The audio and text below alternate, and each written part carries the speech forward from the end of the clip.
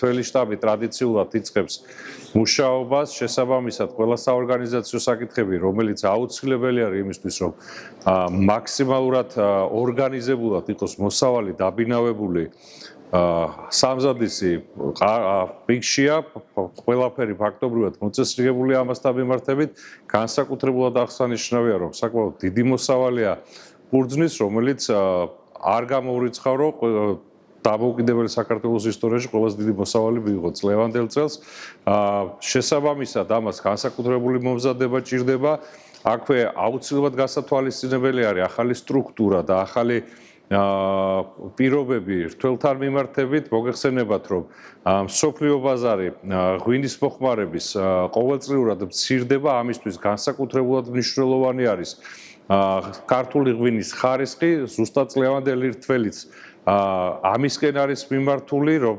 ყურძნის ხარისხი შაქრის ოდენობიდან გამომდინარე იქნება სხვადასხვა ფასით, რაც პირველ რიგში უზრუნველყოფს, რომ უფრო მეტად წაახალისოს ის მევენახი, რომელიც განსაკუთრებულად უვლის ვენახს და მხოლოდ ასე არის შესაძლებელი, რომ ღვინის ხარისხი კიდევ უფრო გავაუმჯობესოთ, რომელიც კონკურენტუნარიანს გახდის ქართულ ღვინოს საერთაშორისო ბაზრებზე